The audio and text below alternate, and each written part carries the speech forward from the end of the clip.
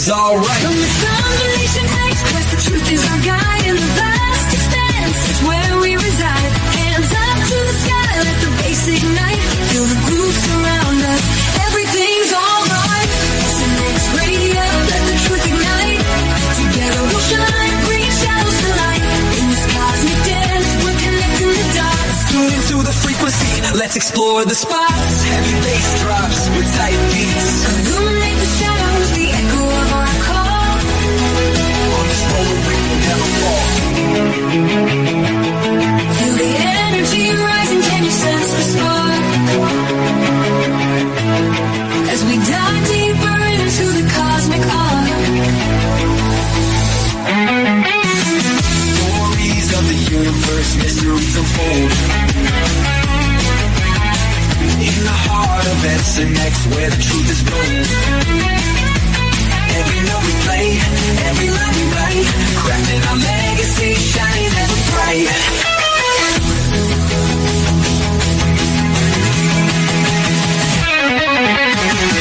SNX Radio, let the truth ignite.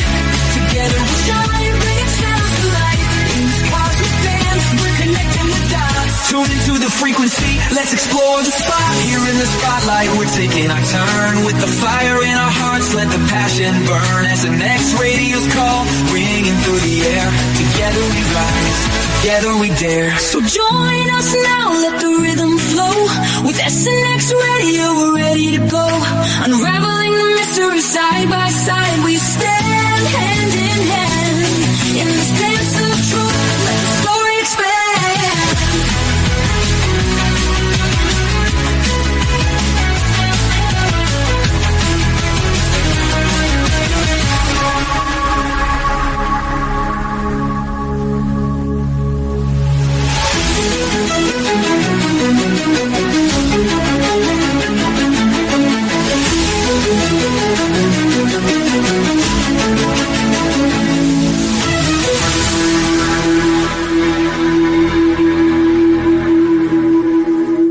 Woke up with a smile, sunlight on my face.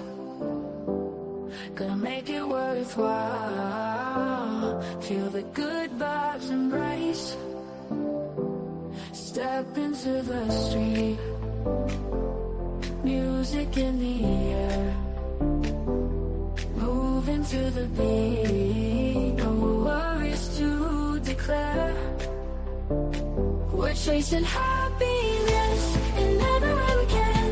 Living in the moment like a never-ending dance. Chasing happiness, not a single day is planned. Together we are stronger, hand in hand.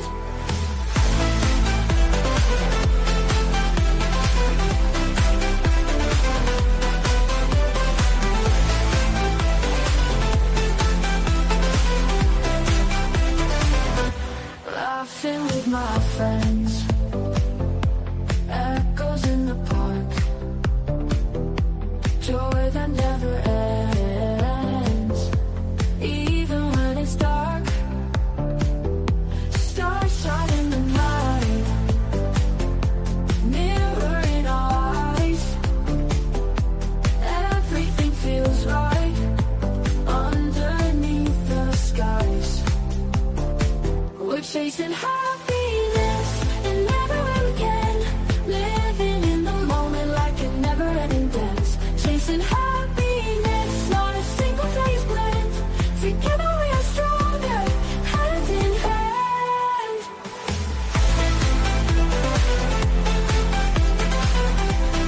Hand in hand.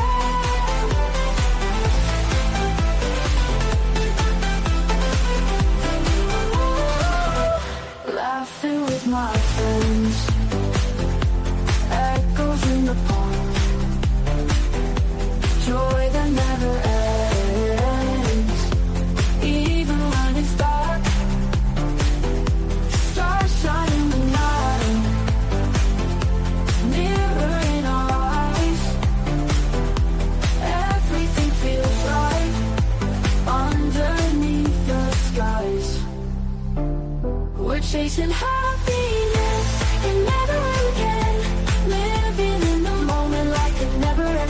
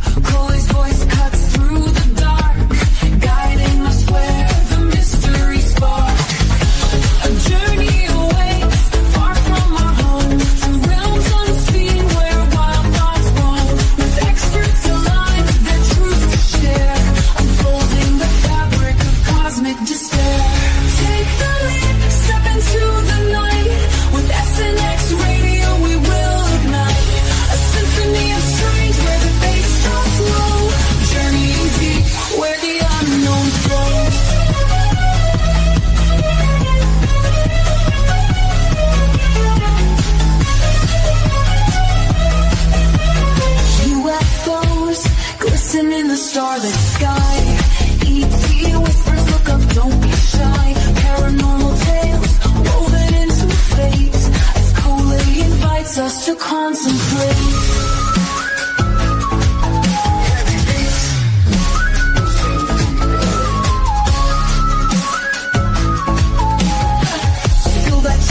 When shadows align, experiences unfold one of a kind. Off-world encounters, truth they must find. Open your heart, release your mind. Take the leap, step into the light. With SNX Radio we will ignite a symphony of strange where the bass drops low. Journeying deep where the unknown flows.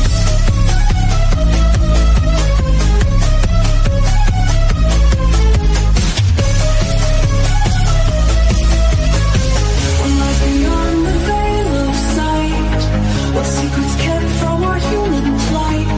Coley's conversations stir the thread, an awakening call for the living and the dead.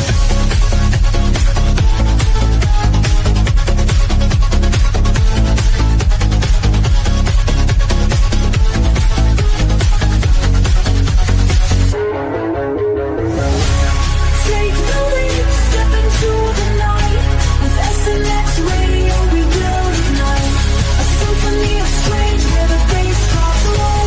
Journeying deep where the unknown flows. As the echoes fade and the night draws near, the truths we seek become crystal clear. With SNX Radio, keep your mind open wide, for in this journey we all confide.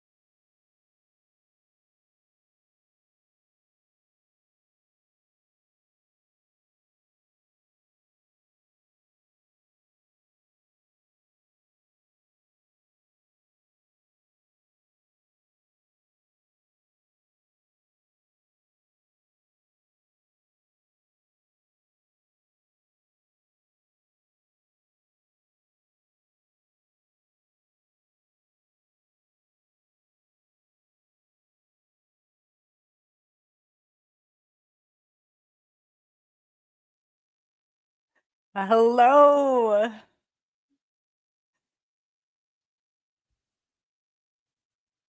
Great. Can you hear me, Rodney? Oh crap, my mic was muted. See, sorry about that. I forget you mute it before we go on. Yeah, another great episode of the headliner, Jesse Marcel. I can't wait. Yes, Jesse Marcel is on tonight. I'm so excited. I got so excited that I think StreamYard kicked me right off. So I don't know what was up with that, but it definitely was. You know, I guess this will not do Jesse Marcel any justices, but I tell you, first of all, I want to welcome everybody to SNX Radio, and thank you for taking the journey into the unknown with us.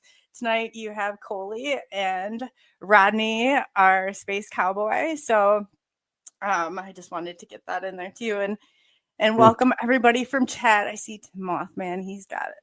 Yeah, this will be an awesome show. It really will. So embracing the legacy of his grandfather. If you guys don't know this, Jesse Marcel is renowned for his role in the iconic Roswell crash of 1947. So Jesse Marcel III has embarked on a passionate quest to explore the unexplained and unresolved phenomena that continue to captivate the minds of the people worldwide. He is very much like scientific based. Jesse's just not out there, you know, talking. No, the ways and I mean, he's brilliant. First of all, he has probably one of the most brilliant minds I've come across. But yeah, you'll definitely really appreciate his take on everything. You can catch Jesse on an episode of popular shows like Ancient Aliens, where he delves into the intriguing mysteries surrounding extraterrestrial encounters and their impact on human history. So, yeah, First Witness, his on-screen presence and storytelling abilities so contribute to the show's captivating narratives. Like Jesse's like, he's great, I guess.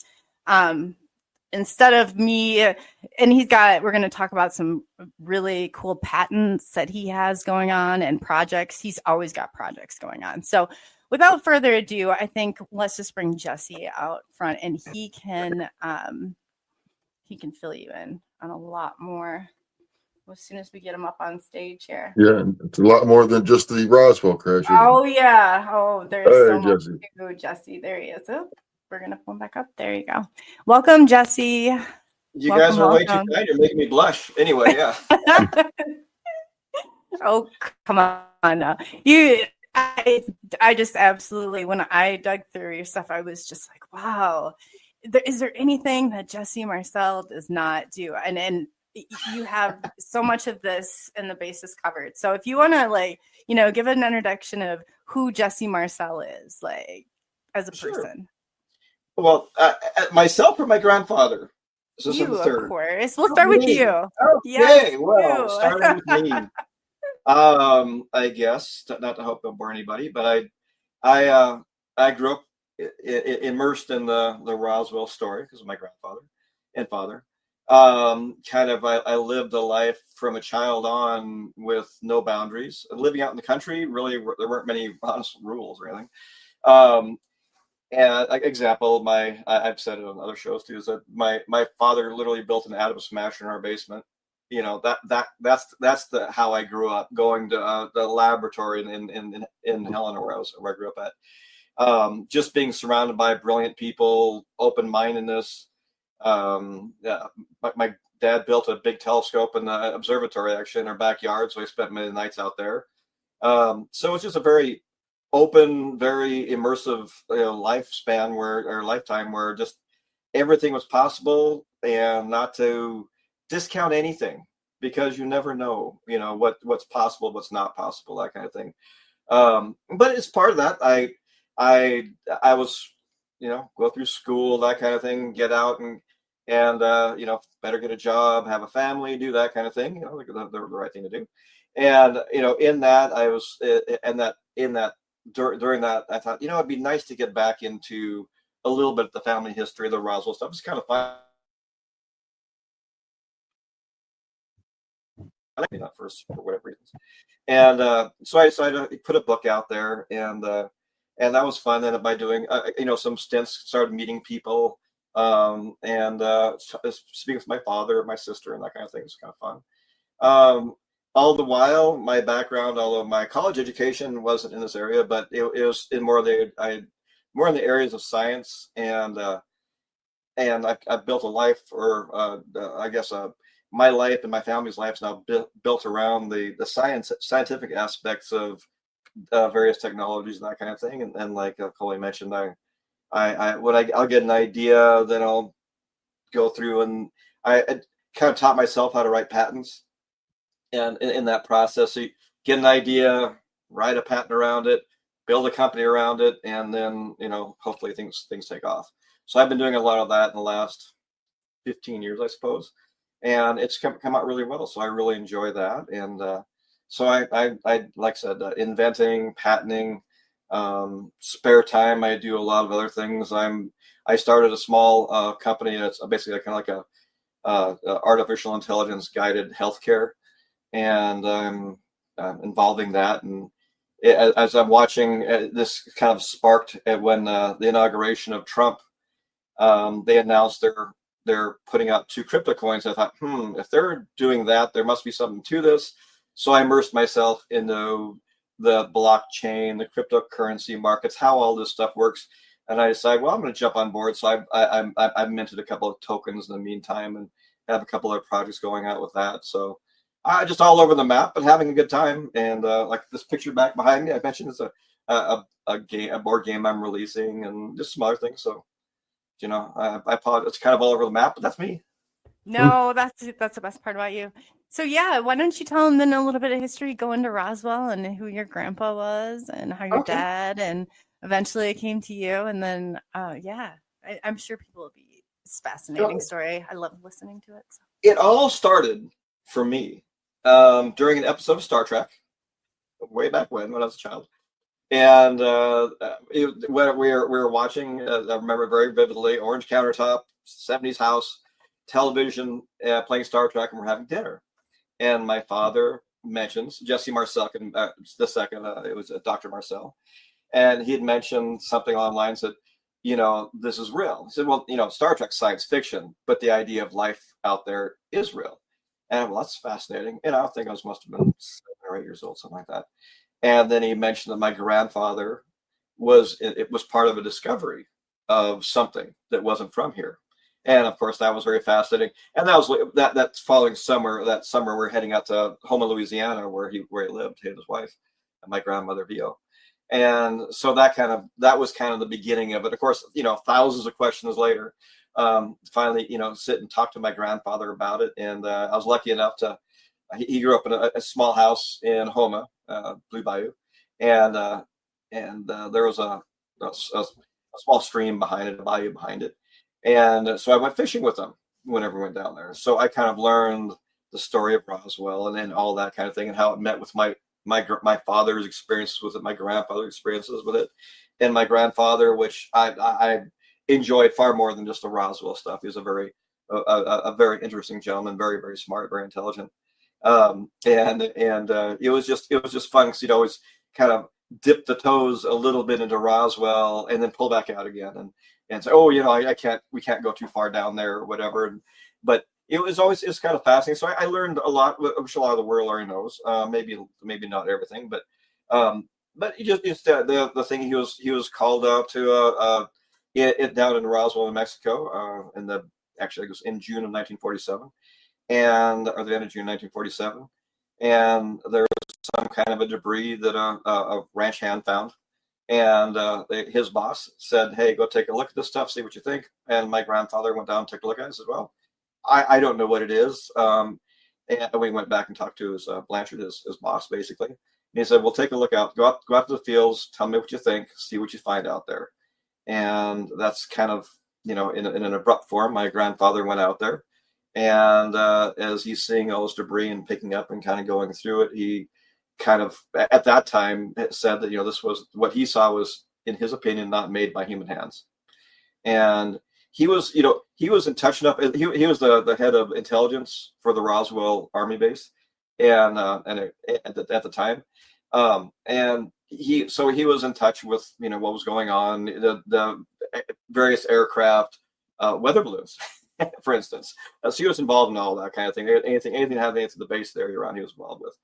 And he just came in and said, you know, this is very interesting, strange. The properties of it were different than anything experienced. You know, this is 1947. When he was out there, there also said, you know, they had the government gentleman was with him, and they were there to make sure to get their story straight. And at the end of it, he basically sent the government official home. And he stuck around and gathered a small amount of debris, threw it in his car, in a box, and drove it back to his home. And where my father, I think, was around 11 years old, and he said he wanted to bring it back and show them what was in the field. And he woke my father up and my grandmother up after placing debris in the kitchen. And he said, "Hey, take a look at this. What do you guys think?" And in, you know, chuckling the stories of my grandmother was, "Why'd you make a big mess of my kitchen?" That was kind of where she was on it. My father was like, "Well, you know, what are we looking for?" And my grandfather responded, "You know, do you see anything that looks like?" And at that time, you know, there was tubes, there were those kind of things. You see any wires, tubes, that kind of thing, anything that you would think was current, what you'd think of as current, probably the word technology, but really technology at the time. And can you fit any of it together? Do you see how any of this stuff might fit together? And my father, again, he was going through it, and he grabbed one of the parts of it, which was an I-beam, and he describes it as a cross section of an I-beam. Put it under a light and realized that if you looked at the piece of metal under a light and angled it, that these symbols appeared on it.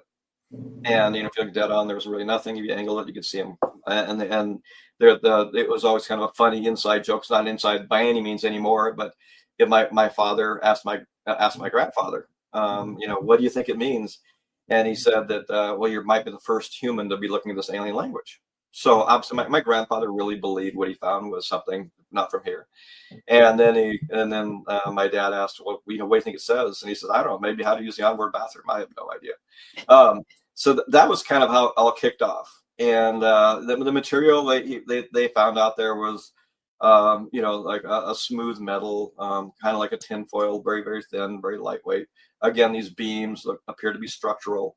And anywhere from broken off from a few inches to several feet long, miles and miles of what he described as like a fiber optics, that kind of thing. And then my father described it this way. I didn't hear my grandfather describe it this way, but lots of burnt plastic all over the place. Wow. And he said it had the smell of like a bakelite, old countertops from back then, or electronics bakelite. Actually, if I have something around here made of bakelite, but I don't see it. But it was a common material back then. But he said it looked like it was all burnt up. It was all for whatever reason. Wow. And they would go through it, and at the end of it, he'd end up by boxing it all up, going back to the base with material, doing his report about what he'd found, and it launched more further investigations. The memory of my father about this wasn't exactly clear at the time. And he said he doesn't know if he was back in a couple of days, or it was more like a week by the time he returned home. But he came back and then was sent out again for I think it was like a week or two. And it was supposed to be a vacation. We actually have all the orders he was receiving back then, and they don't really line up with the stories. And because there was in Roswell, everything was kept on paper at the time, and their file cabinets, for some reason, July of 1947, that file cabinet was caught fire and was burnt up. And so all these records supposedly were gone. But my grandfather was very fastidious. He kept copies of everything. And some of those were where he and some other people were sent somewhere to talk. And the idea is that when he came back from that meeting, he sat down with my father and grandmother, and he said very specifically that this was a non-event. And they use that word non-event. You didn't say anything, you didn't hear anything, you're not to talk to anybody about anything that you saw that night. And that was it. And that really the story inside my family, not with my grandfather, of course, but inside, as far as my father was concerned, it wasn't really talked about again until the early 70s. And where it came out. And it did turn out that my grandfather was talking to, I always thought it was funny that the name Marcel, I thought, well, that's unique. Growing up in the Northwest, never heard of anybody else named Marcel. And so going to, it turns out back at home in Louisiana, of everybody's named Marcel, it seems like. And so I have, tons of relatives down there. And my grandfather talked to several of them, a number of them, about Roswell, even more than I had known. And it was kind of fascinating. But so that's kind of the indoctrination of the story. And then, of course, multiple crash sites, were there bodies, just all those kind of things came up quite a number of times. And it's a fascinating story. Yeah, it is a completely fascinating story. I somehow messed up just ignore what's going on here on the stage, because I accidentally, I might have to just pull us all off and pull you back on, because I bumped something. So I apologize here really quick before we go any further into this. I don't think.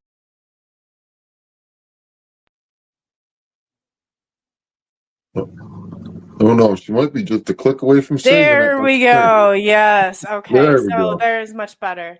So Jesse, can you go back to, so your dad saw an inscription in there where he thought might have been the first ET language that anybody's ever come across, or were you able to, does he remember anything about it? Were you able to Is it Yeah, public, or I mean, has it been analyzed? That's fascinating to me. analyzed to the nth degree over the last 40 years. Oh yeah, very much so.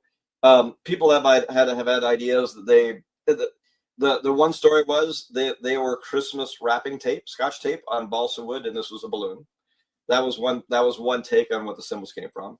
One take, when you look at them, they were like a light violet hue colored, about 3/8 of an inch tall, so they're fairly small. And a couple things people are thought, well, they look like electron cloud dispersion. Does that mean something? And then I took them and I did my investigation, talked to a lot of people, do studies into codes and all the rest of that kind of thing. And they came up with the idea that perhaps they were a self-propagating map, that actually whatever this material was, that it would keep a track of wherever this thing came from and where it's going to automatically, and these symbols would show up. Another one is that it was basically a kind of a language, and that's where I created a game out of it, actually, are those symbols, because whatever symbol appeared the most often, I'd equate to the most common letter in our alphabet, and build an alphabet out of it and create a font out of it and do that whole thing and then make it and have fun with it. But no, there's been a lot of experience. I mean, one was kind of intriguing, was that a guy came with the idea because of the size and the coloring. He thought that whatever this came from, an aqueous world, where the symbols could be seen underwater very easily, and so just all kinds of fun and interesting ideas. I mean, nobody exactly knows, but it is intriguing to think about what it could mean. I mean, I do like the idea of the map idea. Definitely, alphanumeric sign, in our, for us anyway. But it's fascinating. I don't believe they were Scotch tape.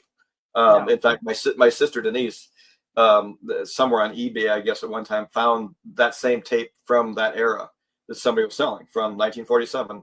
And they basically said, well, the military used Christmas tape to hold things together back then because there was a lot of it, whatever. Yeah, there wasn't really a lot of logic to saying that, but okay, so if you're saying that, so we did tests by, okay, let's get the Scotch tape, put it on a piece of balsa wood, set it out in the desert and see what happens.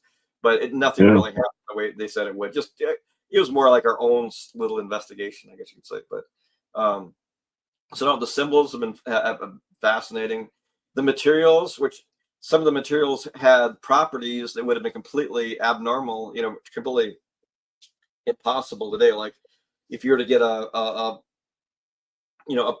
just like a block of stainless steel and drop a BB on it, it's gonna with each bounce, it's gonna drop half as much as the previous bounce roughly until it stops moving, because the energy is being absorbed between the BB and the piece of steel.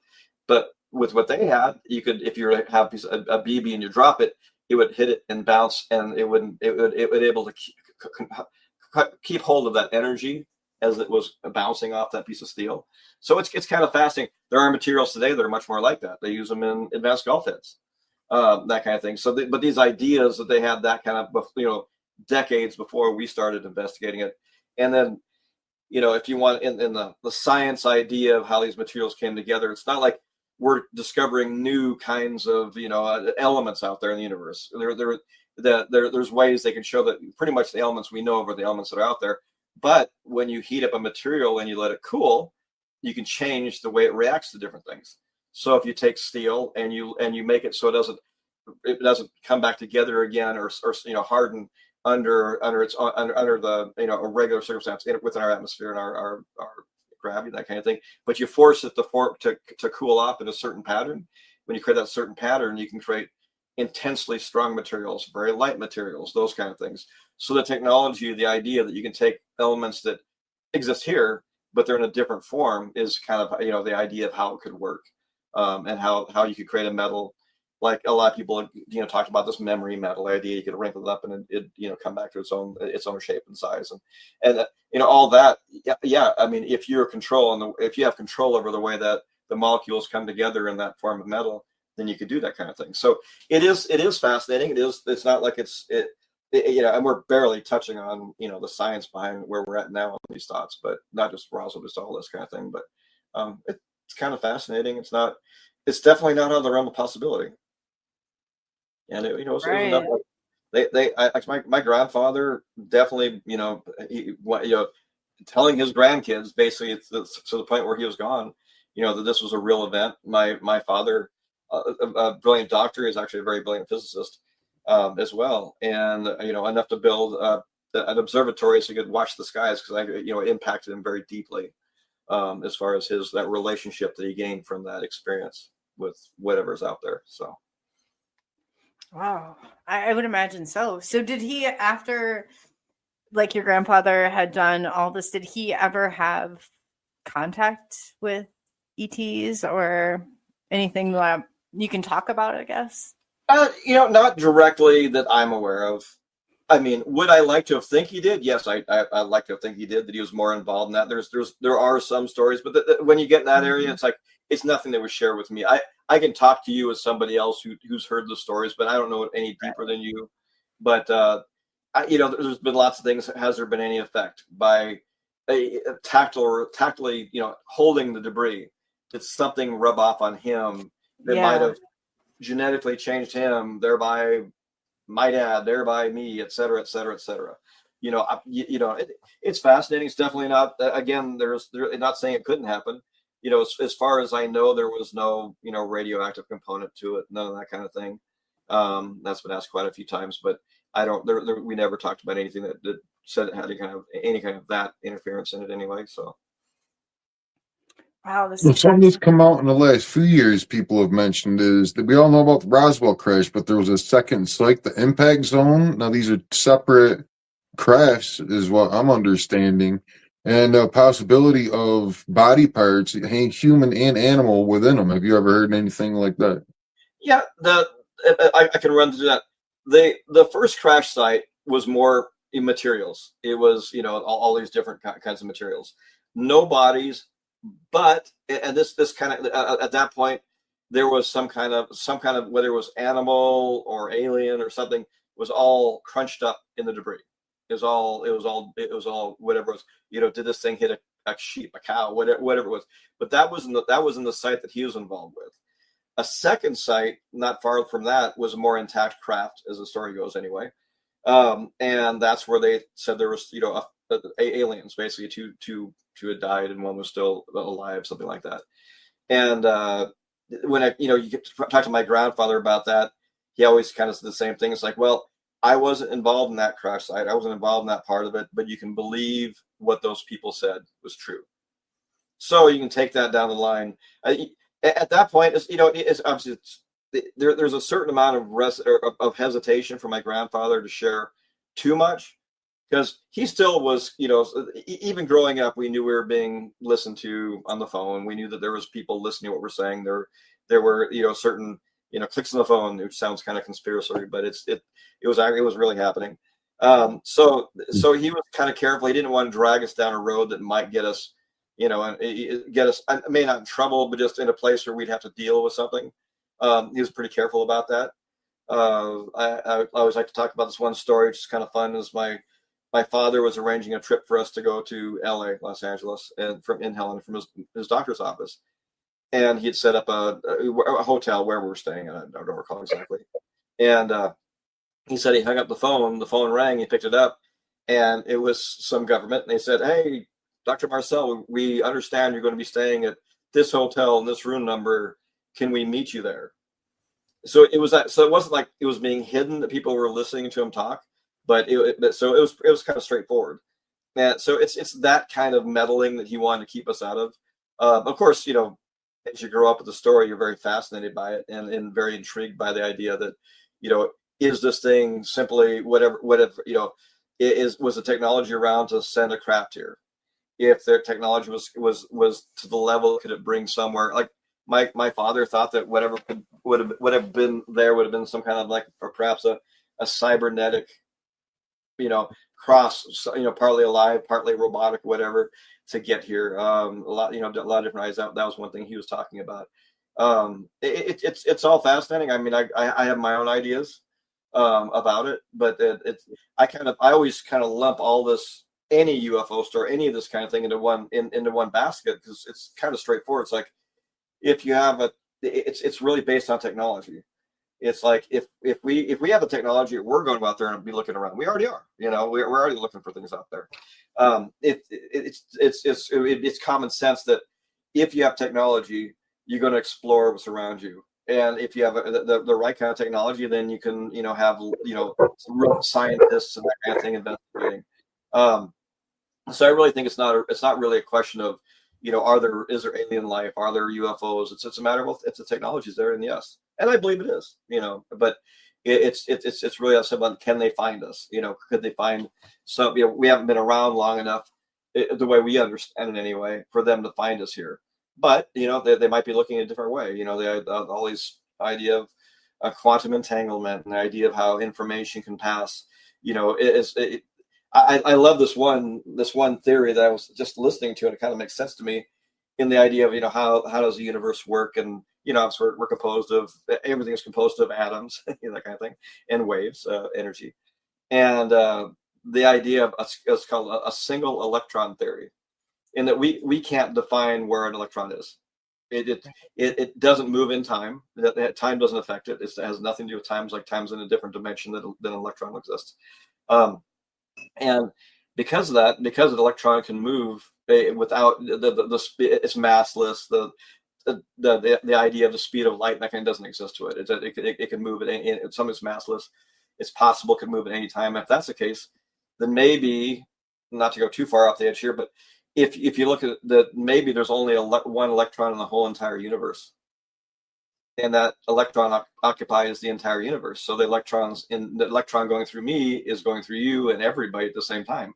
So we all actually, in a way, communicate. That's whether we're living matter, a rock, anything. And so you start getting there. It's like, well, yeah, if time doesn't exist the way we think of time is, that means you could be everywhere in the universe all at once, anywhere. And if you start doing that, then all of a sudden you can't determine where certain positions are of a particle like that, because there's no way to understand. They you know, it looks like it's in several locations at one time. Anyway, this whole thing relates to the idea that if you go down that rabbit hole of superposition, of quantum entanglement, that kind of thing, then all of this, you know, if you could somehow harness information through quantum entanglement, then yeah, you could understand anything happening at any point in the universe, and distance means nothing. And in fact, you know, maybe that's one of the barriers that we've created for ourselves, is imagining our world and by, you know, well, this many light years, the universe is this many light years big. Maybe that doesn't actually mean anything.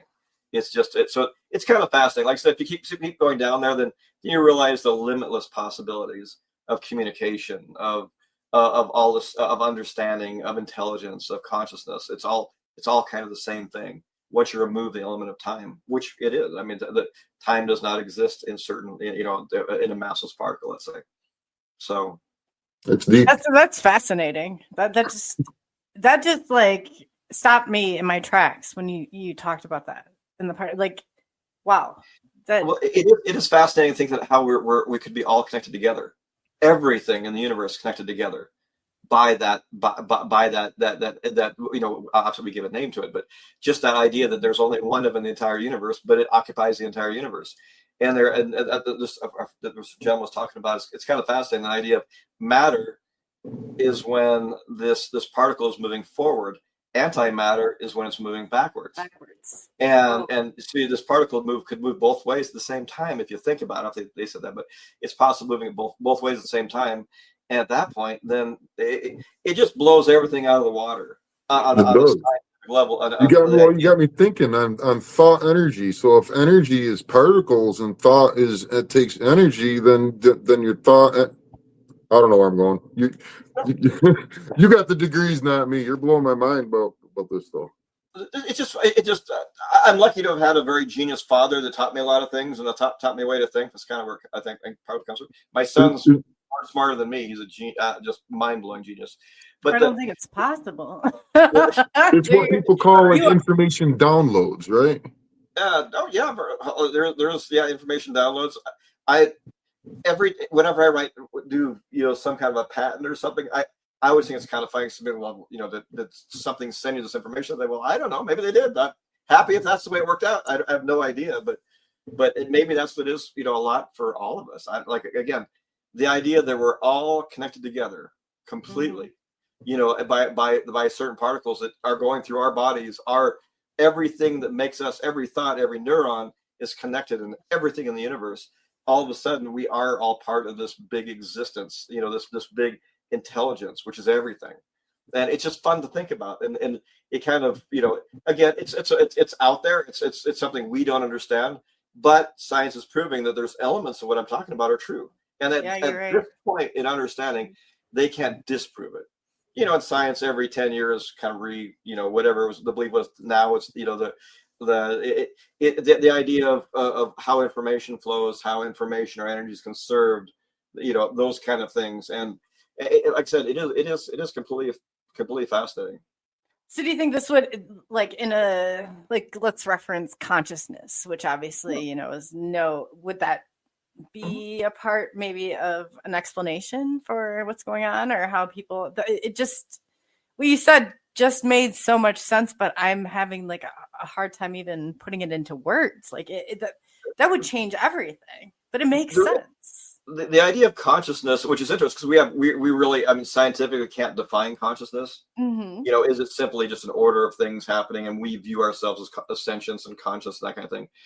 I kind of, my personal sense, again, when you consider this connection, is that all our consciousness are connected together. They're all part of the same thing at some level, and at that level, and you know, I like Einstein put it. You know, it's like a friend of his passed away, and he says, "Well, they're not with us, but they're just over that hill right there. Just because you don't recognize them as being there, they're still around." And that whole idea that existence isn't, you know, we put time on things, but the ideal, you know, I think I love how science fiction made a thing, a Tesseract. The Marvel series made a really cool idea about this stuff, about a physical element or a physical thing being a Tesseract.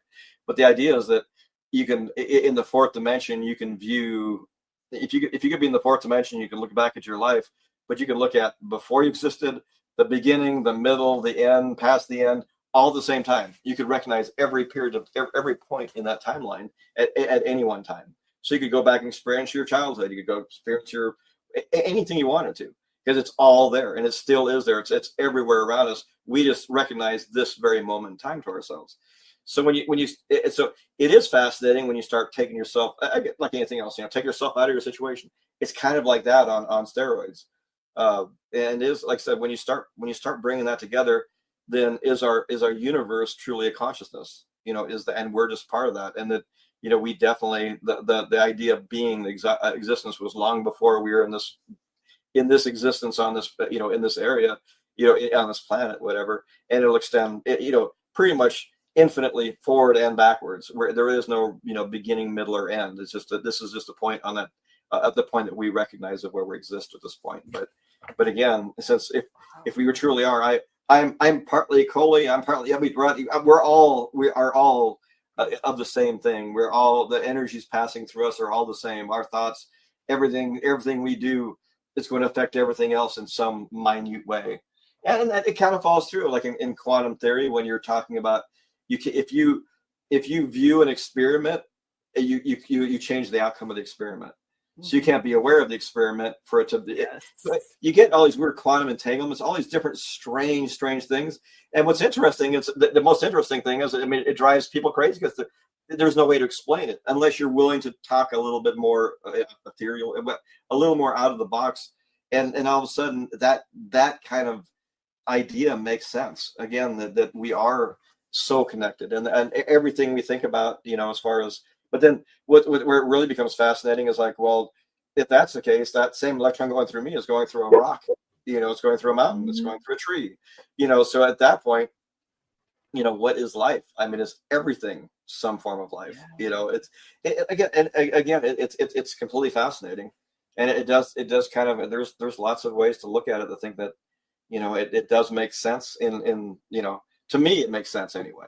Yeah, well, you caught me off guard on this one. I was like, kind of went down a different way that you guys, but yeah, it's a fascinating way to think. I think, like, I'm going down the road of I'm working in I'm creating a medical device, be a way to put it, and it measures how fast you're living your life. Basically, is all it works out to be. Very, very, it's a very complex instrument that does it, but that's what it's doing. And part of the things understanding is that, like, where was what thing in your life did you really love? Was there something, riding a bike as a young girl? Was it listening to a radio station? Was it having a boombox? Was it, going skating? Was it climbing a mountain, or whatever that is? But you surround yourself with things from that time period. What you really loved, whatever it was about whatever period it is. And because your brain is going to see that, and it's not necessarily going to know that isn't part of your life right now. And you can live a life based on the favorite period of time, and that probably isn't 50 years from now. It's like, I remember when I was a kid, I had such a great feeling about this. So it's really possible to, in a way, rewrite your genetics to some level based on your love for a time period. So instead of being caught up, like everybody's like, yeah, well, you're here for a little bit of time, then you're gone. That's the worst thing you could possibly do. The whole thing is that you don't really have a beginning, you don't have an end, and you enjoy that part of the, write yourself to that period of time that you love the most. And guess what? Your genetics, you start thinking that's what you're doing, and it's just, that is so much healthier than popping a dozen pills and doing whatever the latest thing is out there. But I went through an experience. I was 19 years old, just a really, really bad car accident. I was 1/10 of what happened to me should have killed me. Broken back, burns, everything you possibly think of.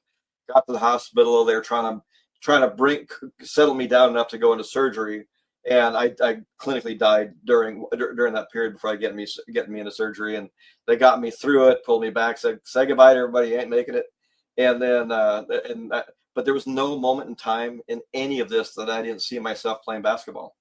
Everything, all I could think about was a good friend of mine, Kent Hab, out on the court playing basketball with him and our friends. That's all it was on my mind. It was never about being in the hospital. It was never about any of that kind of thing.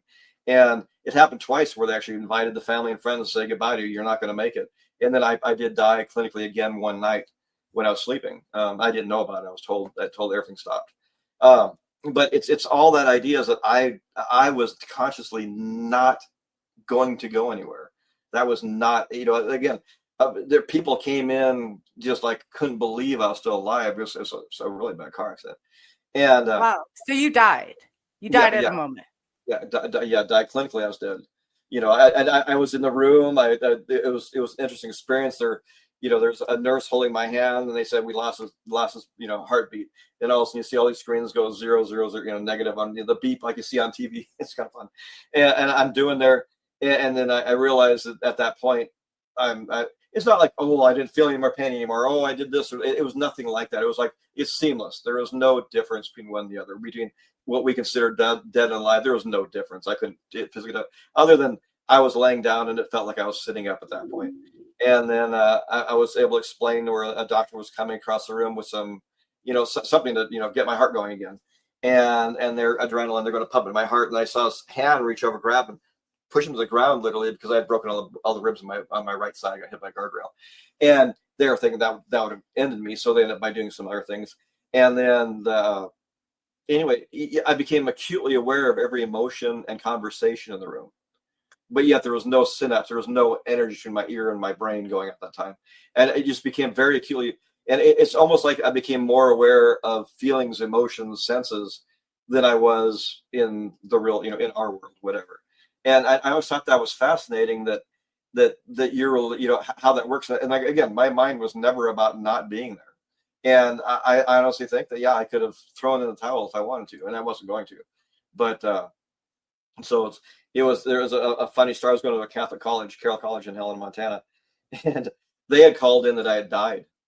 The police, it was like, and of course I didn't. And I'm going to Catholic college. I was pretty beat up. I had to wear robes and slippers. I was just really mangled up, so I couldn't wear clothes and stuff for a little while. And I walked back in my college, and everybody's priests. They're like, what did we? He resurrected. Yeah. Oh my gosh. It was funny. It's like, no, I didn't die. That's only a story, that whatever. But it's interesting how that whole thing, in a way, it didn't affect me negatively. I think I'm very lucky to be here. I'm very happy to be here. But you go through all this, and you realize back to this idea is that your mind truly controls everything. Your thoughts control everything.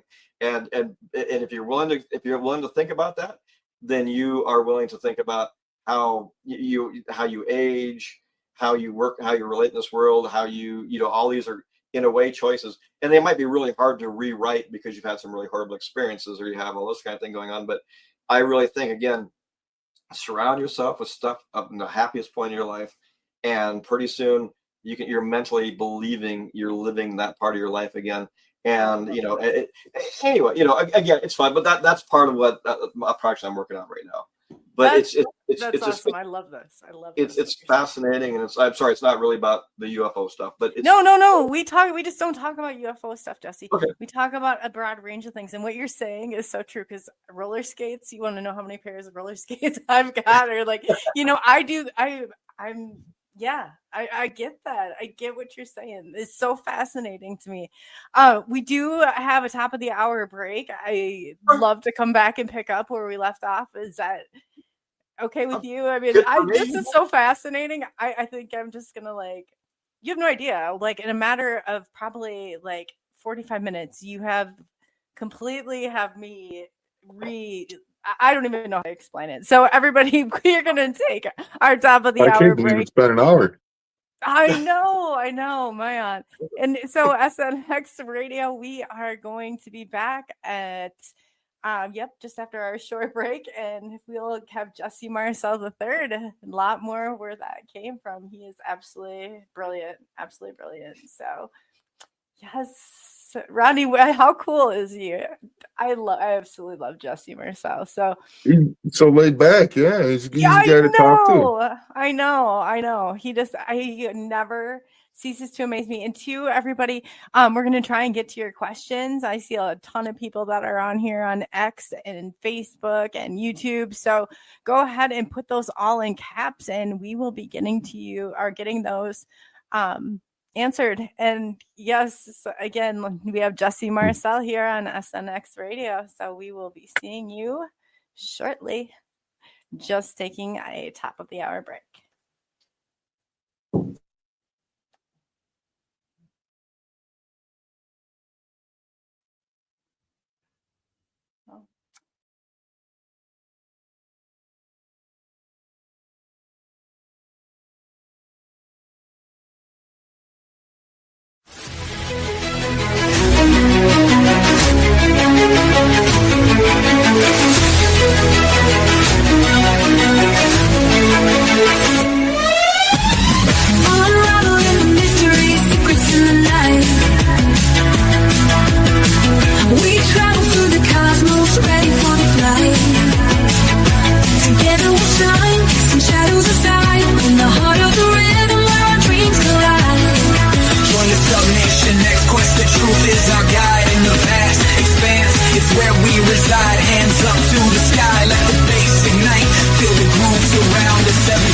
All right. From the combination takes quest, the truth is our guide in the vast expanse. It's where we reside. Hands up to the sky, let the bass ignite.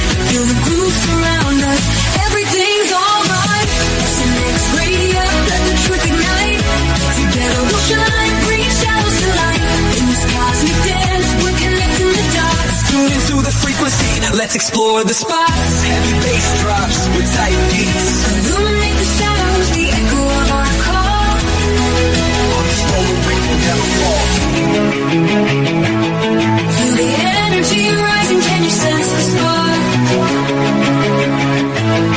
As we dive deeper into the cosmic arc. Stories of the universe, mysteries unfold. In the heart of SNX, where the truth is gold. Every note we play, every line we write, crafting our legacy, shining ever bright.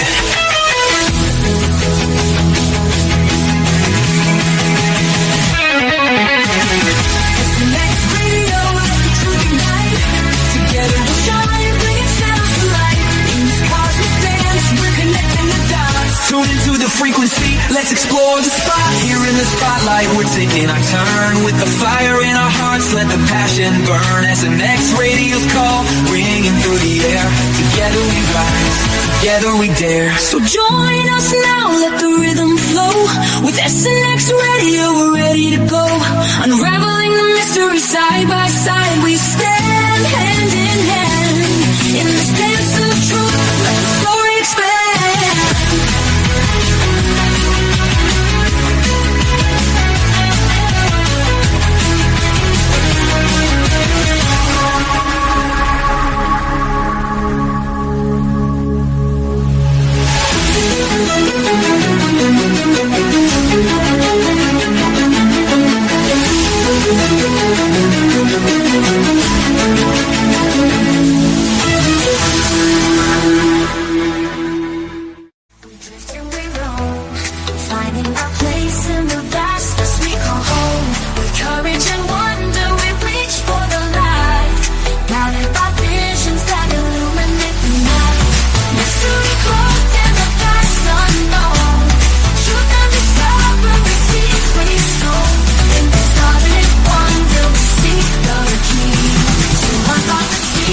Of our galaxy.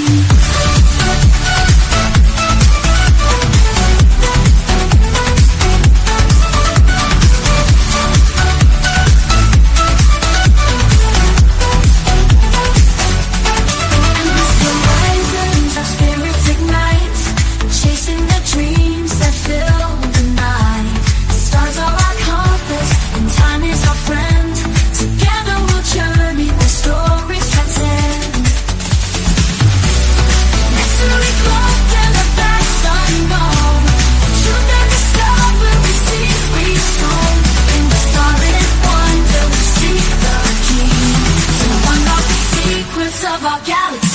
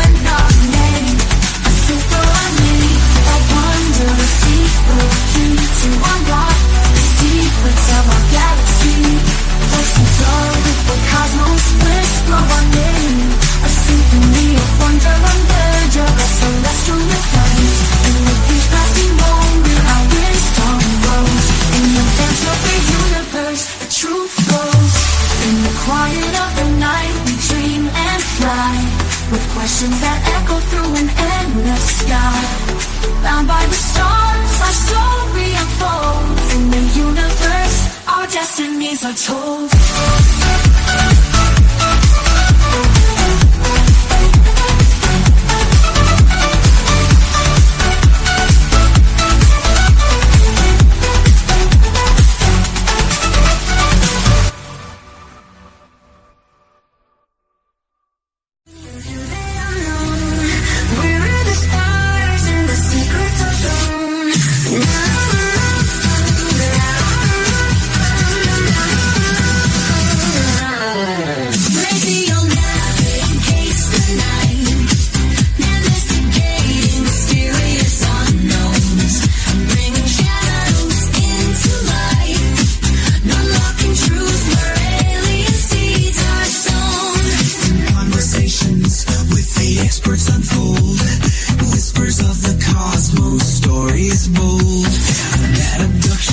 Tales of the bizarre on this endless quest we reach. stars. And a squatch roams where the wild things play. Cryptids lurking in the light of day. Paranormal quest, our eyes wide with wonder, exploring the realms torn asunder. Beyond the stars, we push through the veil. Interdimensional paths where the lost prevail. Timelines intertwine, realities blend. Mysteries unravel around each bend. Radio navigates, brave the night. Investigating mysterious unknowns. Bringing shadows into life. Unlocking truths where alien seeds are sown.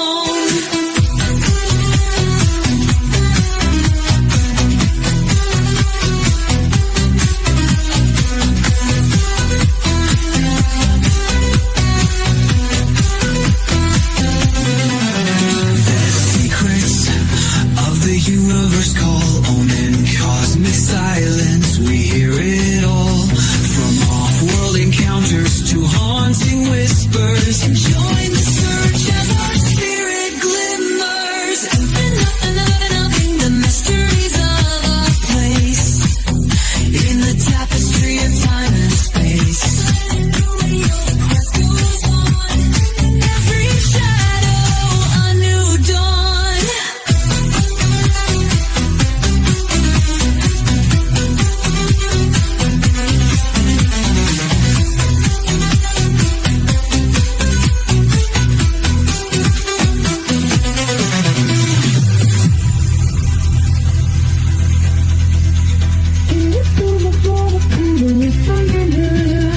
Quick get to the edge, I don't pass over on.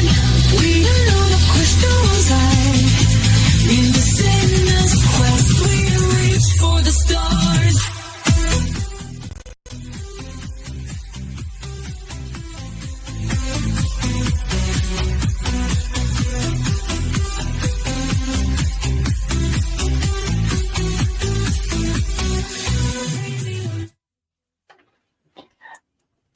Hello, everybody, and welcome back to SNX Radio. This is Coley and Rodney.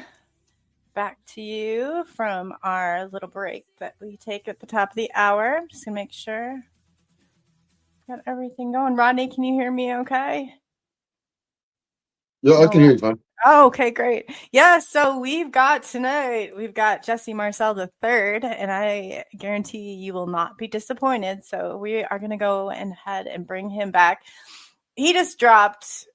If you haven't seen the first part of this, you definitely have to go back and watch it. What do you think, Rodney? Before we bring Jesse out here real quick, my brain is just like, he just made so much sense. All of a sudden, like it just... I think it's great. He was touching on everything. You know, we a lot of people know about the Roswell crash, but hopefully now we can get into some of the atmospheric energy generator patent he's got. It sounds a lot like the 0 point, but it's different. Yes. So let's go ahead. Yeah. All right, we might have just lost Coley too here for a moment, but we're going to get them both back up here. We'll see what happens. But, yeah, Jesse Marcel and the whole Roswell incident. A lot of people, it's the first period. We're back. Where's Jesse? Nope. Oh, yeah. No, I'm going to have to, we will have Jesse here, and as soon as I get his banner down, let's see here. There he is. No, we have Jesse back. Yes. I must have got so excited again. I don't know what it is going on. Sometimes StreamYard is a little temperamental. But we are back from our break. And Jesse, Rodney, how about you start? Jesse's got me. This doesn't happen very often. And people know me, know that I'm never at a loss for words. But right now, I'm going to pass it down to Rodney because I'm at a loss for words. Like, I really am. After everything Jesse just said, it just made so much sense to me. Yeah, so go ahead, Rodney. I'm going to let you, He's been involved in a lot. What he's been up to now, it sounds like he's got some patents. He was mentioning on the green room that he starts a patent and then builds the company behind it. And What about the atmosphere energy generator? Is that something we could see from out of your company? Your microphone's muted, I think. Oh, well, I'm mute now. The technology that I've kind of been lucky enough to come up with anyway.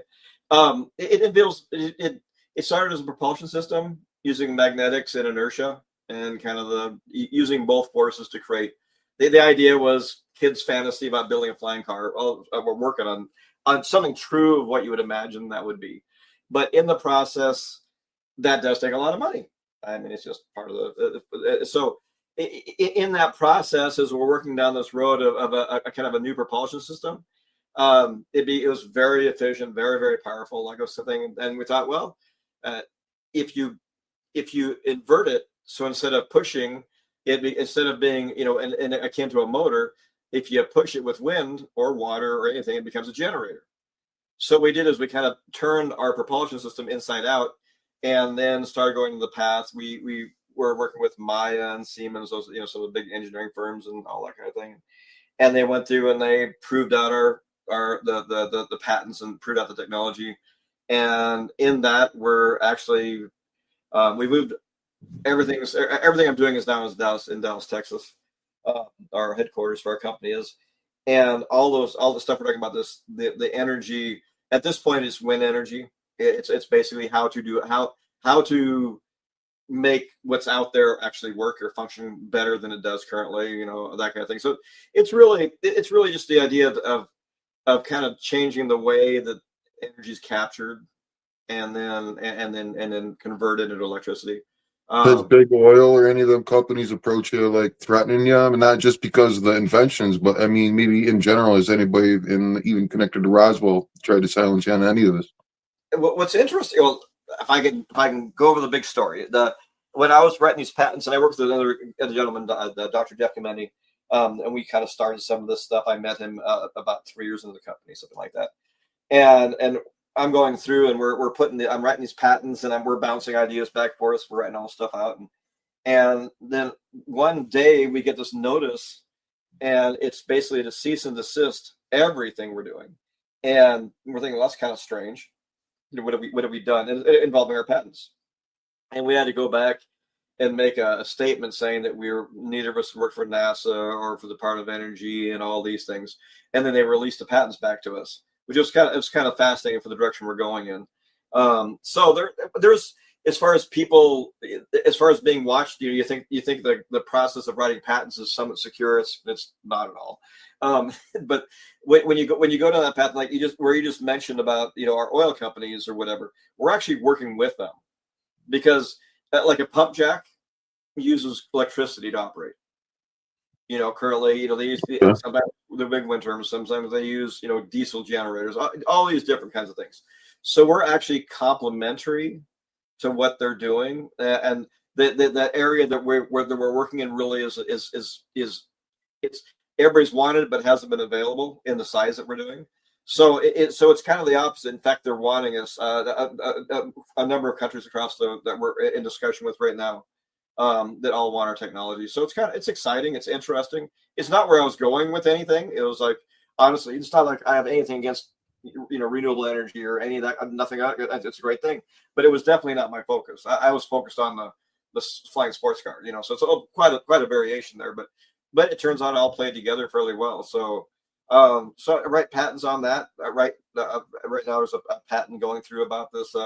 My healthcare stuff is healthcare. It's again, medical device is a better way to put it. So I do a lot of that. I have quite a number of patents all over the world. If somebody gets excited about it, they can actually go and Google patents. You can see a lot of that stuff. It's all out there. But it's kind of tying together. You take something that's way out there and super complex, and you just distill it down to something that's manageable.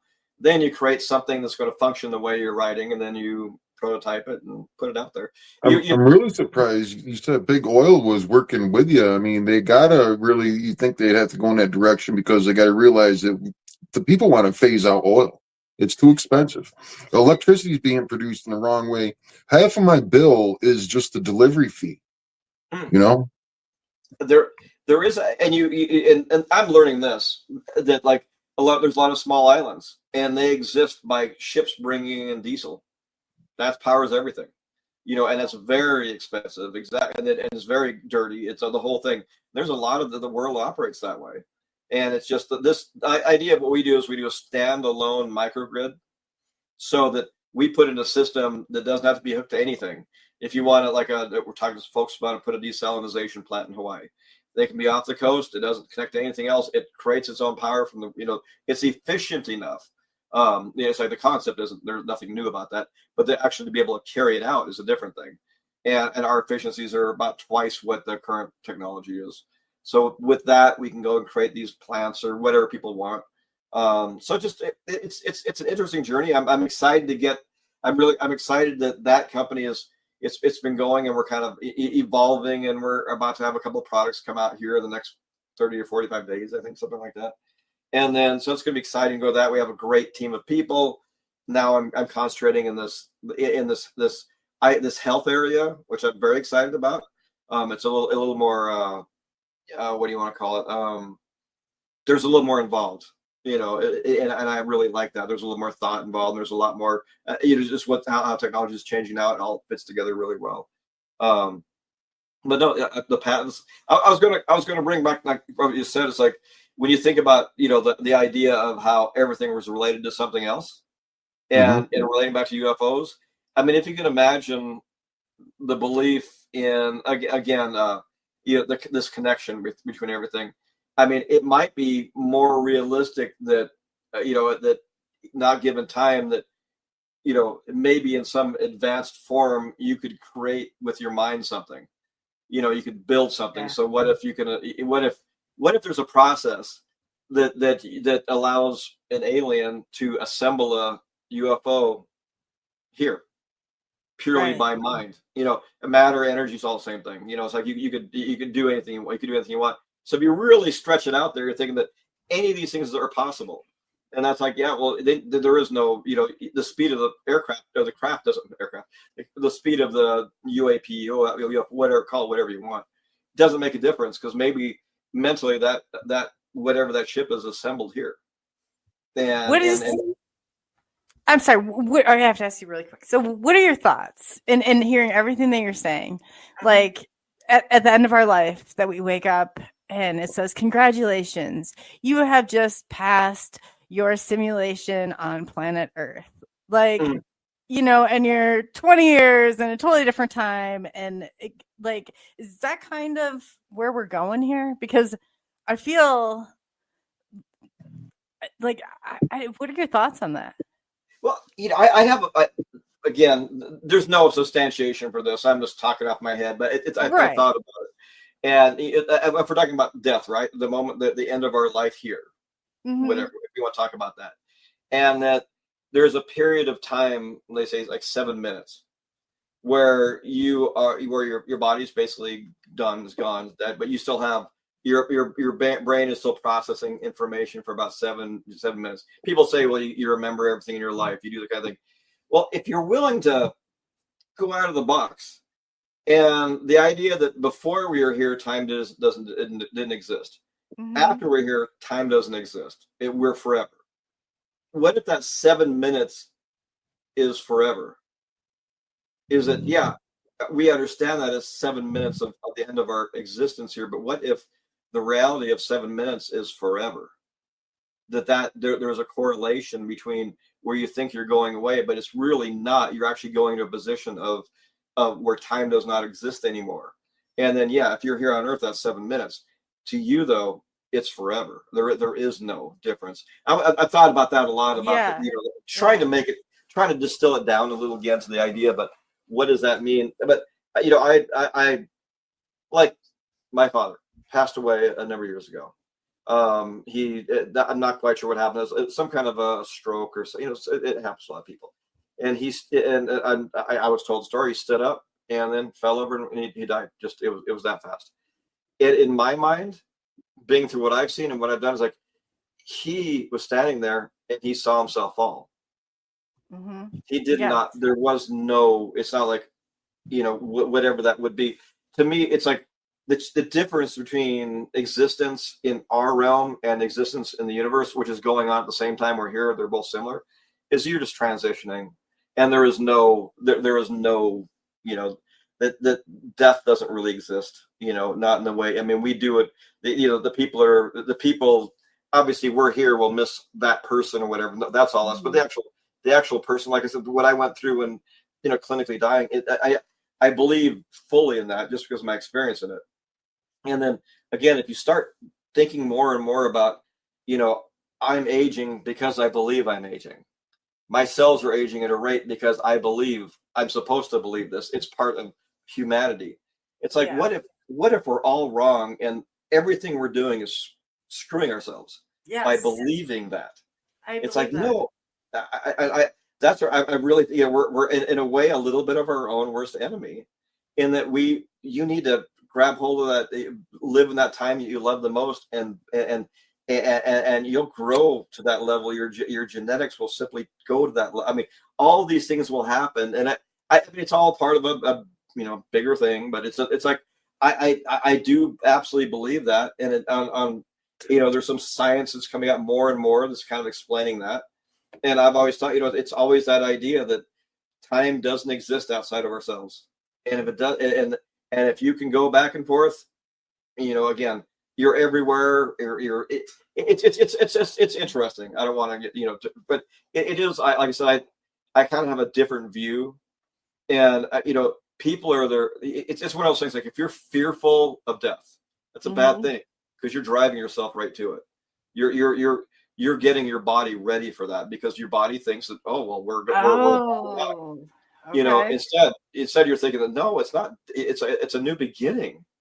It's like, this isn't the end. This is just another start. This is a, you know, and live that way and believe it that way, and your body will be healthier, live long. You know, you can't suppress it by, you know, I don't want to bag on all, you know, I'm not a huge fan of pharmaceuticals and stuff, but you can't. It's like, just, you know, do it healthy. I mean, you know, you can't control. You'd be walking, you get hit by a bus, you cross the street at the wrong time. Yeah, that happens.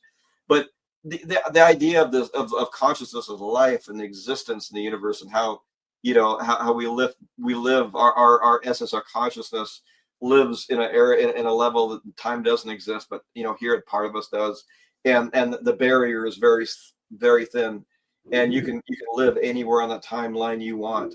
You just got to identify that and believe it, and you will, you know, in essence, have those good feelings you had when you're doing that part of your life. Your body will be healthier because now it thinks you're that age, and it starts rewriting your genetics to that age.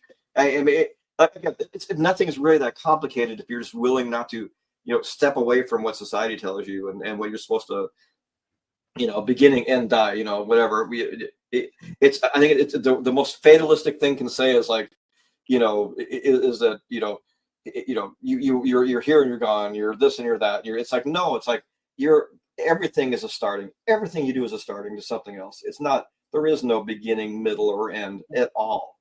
And when you start writing your code, writing your genetics to an end, you know, you're self-fulfilling prophecy, you know, that kind of thing. So yeah. So, and you just take those ideas and you take them in a universe, in a sense of a relationship with aliens or life, and, you know, whatever life may have, a form of life that we don't even have an idea about. Wouldn't make any sense to our understanding of what life is, you know, and being able to, you know, again, be anywhere at any point. If time is removed from the equation, then, you know, everything exists everywhere. So what was it like when you were dead in those moments, like when everything had flatlined? And you said it wasn't that you didn't feel some pain.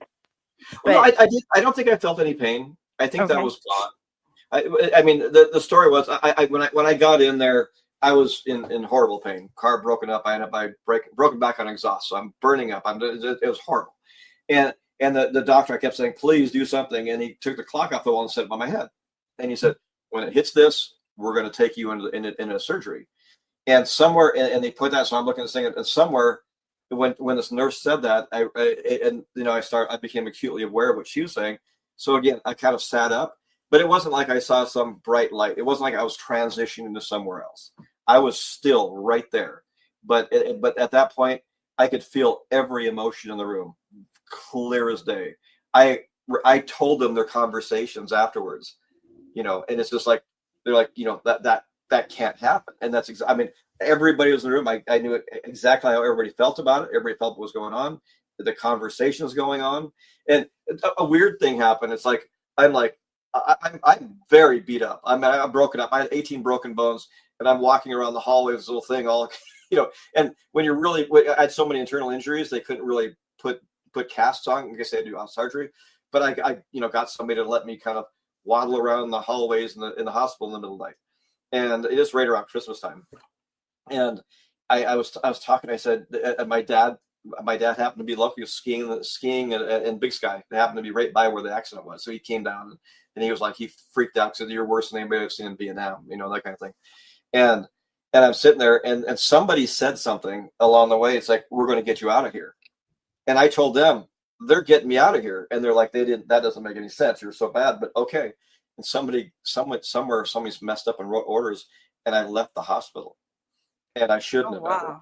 But it was like, my mind is like, I was out of there. I was done. I could not handle, and it was like 5 days, I could not handle being in the hospital another moment. And somehow that reality happened. Next thing I know, my fortunately, my dad was a doctor. They set up a medical bed in the living room. I moved to, and it was a bad thing that now I was sent out with no pain medication, with nothing. So, you know, I was in immense pain because of it. But I did do that. I was able to move. Just by, you know, I feel bad because I think some people got in trouble for it, but I was able to, I believed myself, I was getting out of there, and the next thing I knew was I was out of there. And I never slowed down. They came back. I don't want to get into this, you know, just blood clots and that kind of thing. They're always going to die again, but I never believed for an instant that was, there's a funny story. I'm back. They have these, you know, when you get a bad burn, they do, you know, it's really big, it's being an open wound until they can, you know, like move skin and that kind of thing. And they have these big netting on you and all this stuff. And I'm going crazy. And, you know, I was younger. I climb mountains. Everything could possibly, I just love being outside. And I love working on cars. So I'm down under my car in bandages and things holding me together, working on a car. But it's part of that idea, I think, is that this is just a trend. This is just a moment in time. Just get past it and keep going. And it just seems like, you know, don't take anything so seriously. And if it does, it doesn't make a difference. You know, but on the other side, I never took the idea of death that seriously in my life. It was like, no, it's not going to happen. And I'm here now to talk about it. So, you know, it's kind of, and the more I reflect on it, the more I think about it, then it's like, it's kind of interesting how it all worked out, you know. And now it's like, I should have had a very small percentage should have killed me, but now I'm lead a regular life. I work out all the time. I enjoy everything. I enjoy my family. I enjoy everything.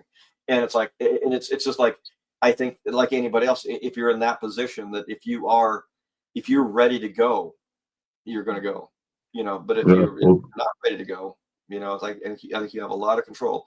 And I think again, that last 7 minutes of life, I think that's forever. I think, you know, while in your mind it's 7 minutes, in the existence of the universe, that 7 minutes is infinity.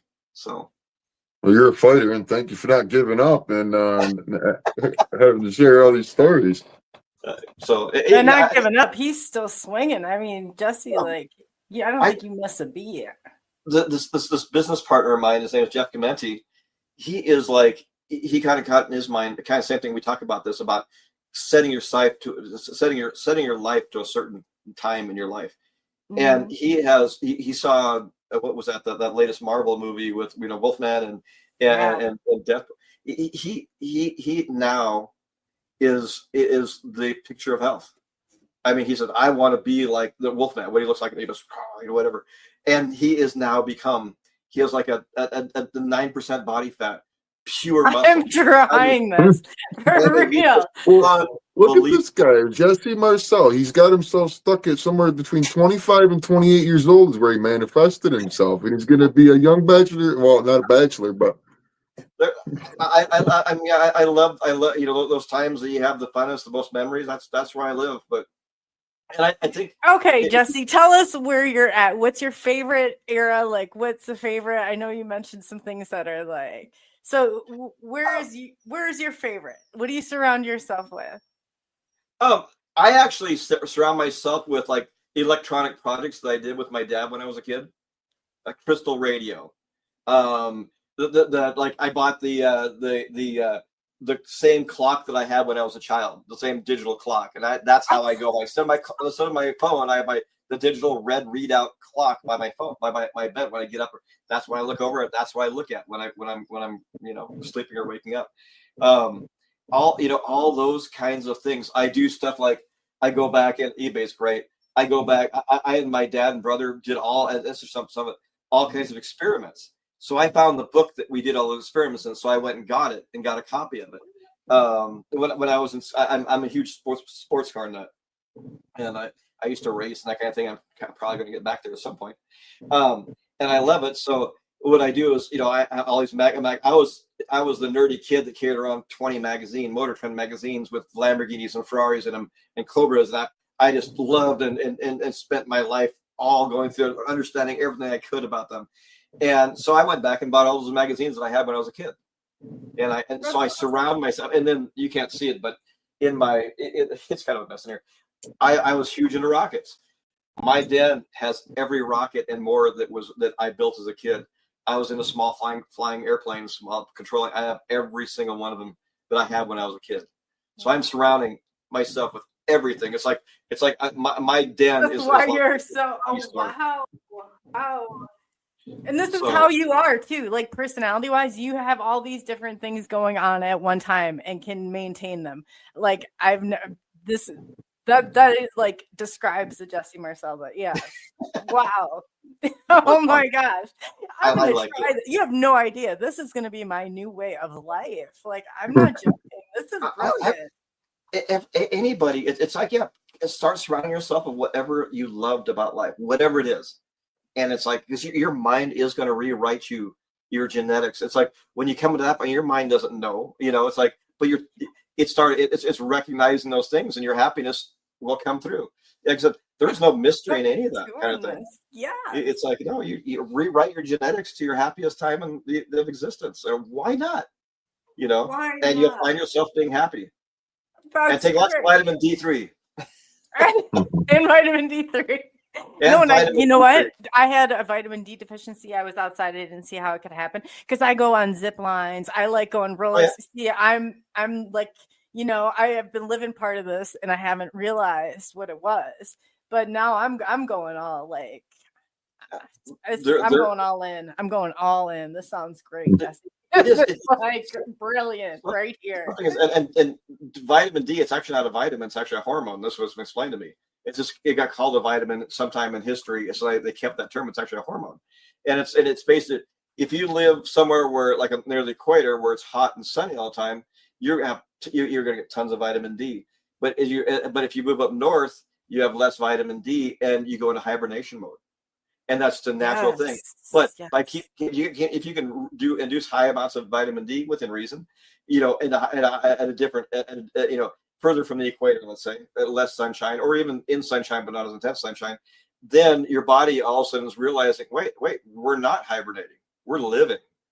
And that's that is monumental. And I didn't know that until this friend of mine, Dr. Dick Kemeny, he went through this. It's a life changer. It's like having enough vitamin D.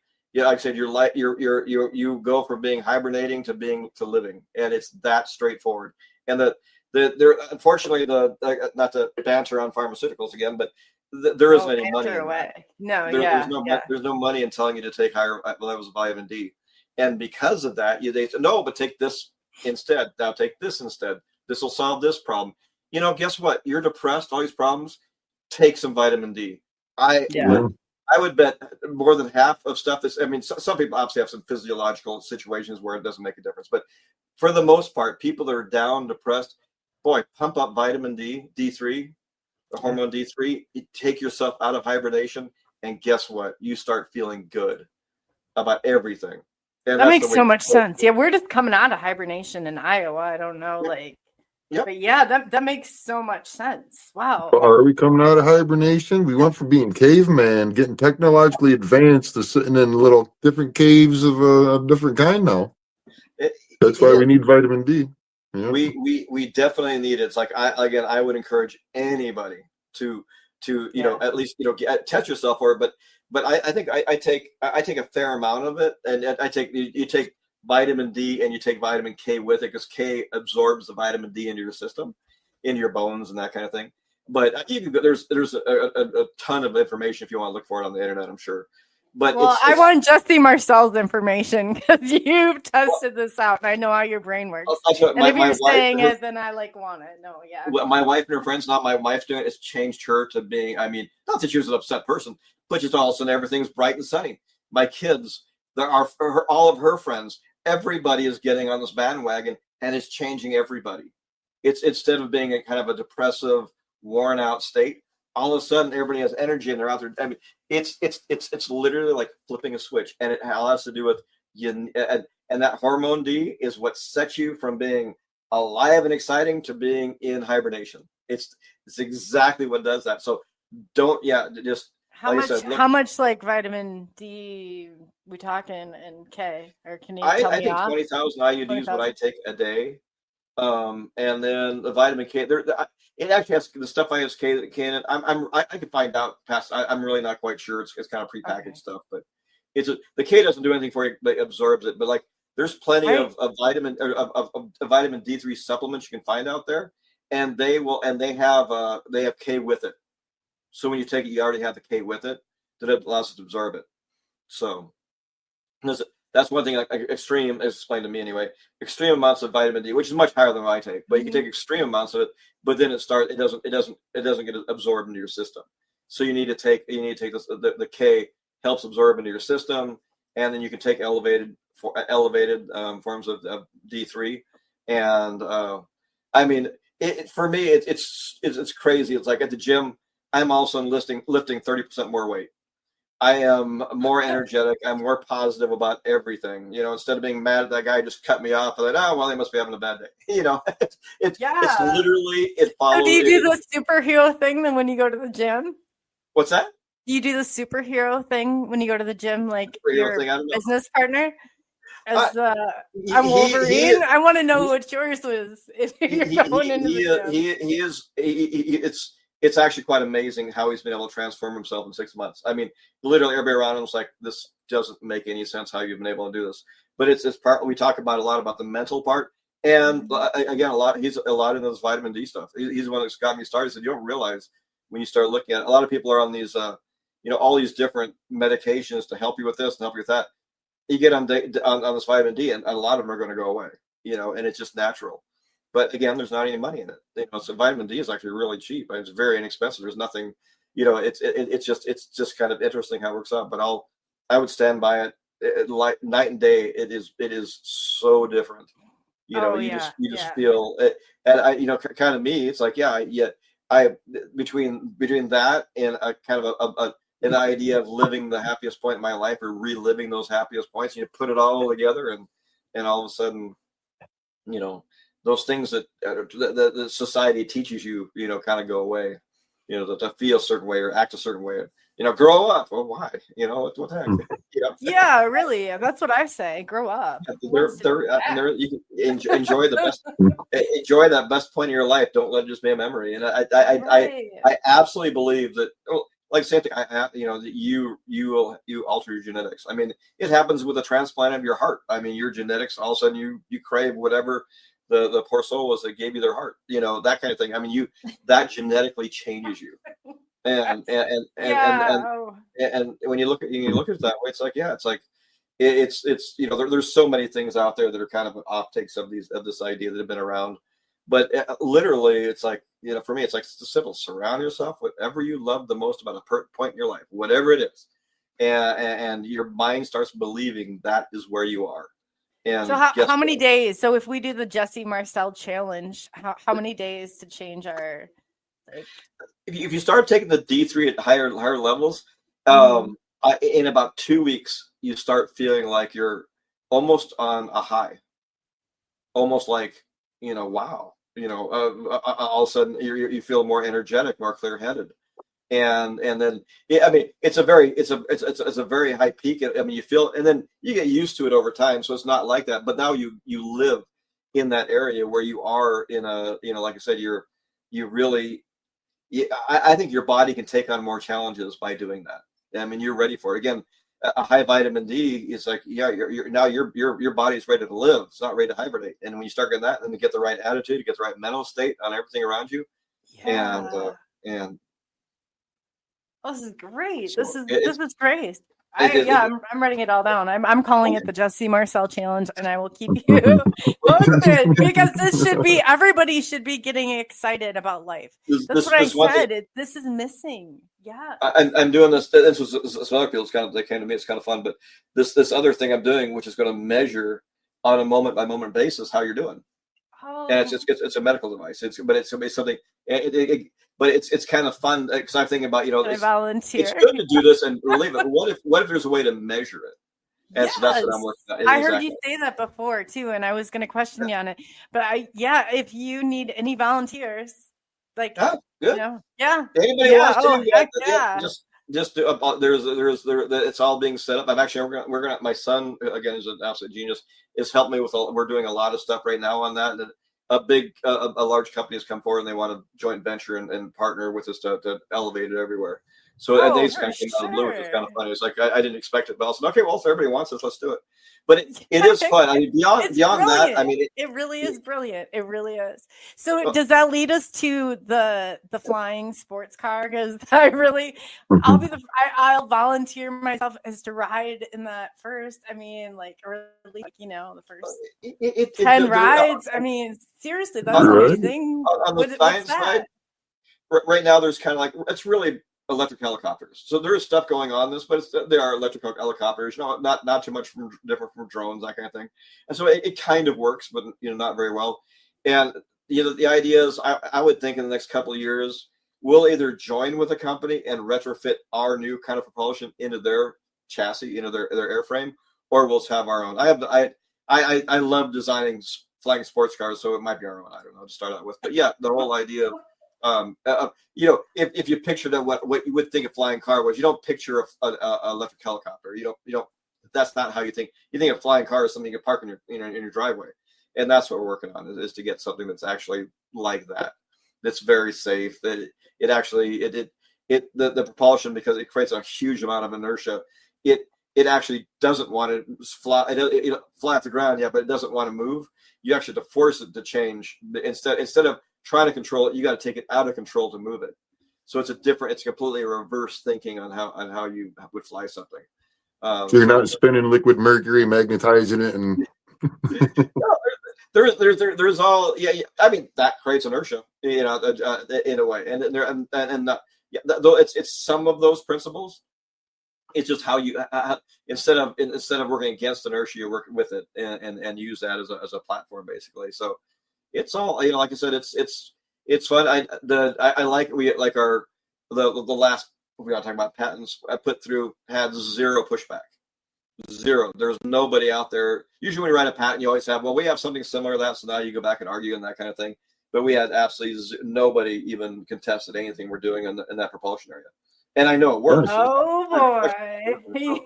Yes. But it's fun. I think we have it. We're as we move forward with it. So. Oh boy, that's exciting. So now wow. Well, Jesse, I know we kept you for about 2 hours. Can we invite you back because I have so many more questions for you, and I'm just. Wow. This is fun. This is like a release for me. It's like all of a sudden this is just fun to talk about. I don't have to, whatever. So it's all good for me. So but there's so many amazing things that you said, and it really is. And I'm taking the Jesse Marcel challenge. If you don't know what that is, you just kind of rewind back because this is it's like it's kind of really just common sense, but just. Yeah, I mean, live your best life. It's like you just got to find that happy spot. I'm going in as Wonder Woman though. If I go into the gym, I like that. When you said that your partner was going in as who? Now I just Wolverine. The Wolverine, yeah. Yeah, I mean, he's literally getting the physique I gotta of Wolverine. Find one here. And it's just like it's crazy. Woman. It's like people are like, oh my gosh, what happened to you? He's a medical doctor. He sees it, but all of a sudden now he's like one of them. I mean, just his fitness is I mean, he's Olympic style. It's unbelievable, and he's done this. So it's like it is. Wow, Like, I'm totally trying this. Yes, yes.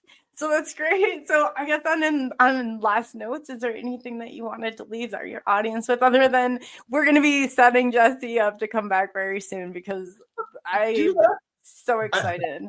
I'm and I really want to check into the patents, and you're onto something. I know you're onto something.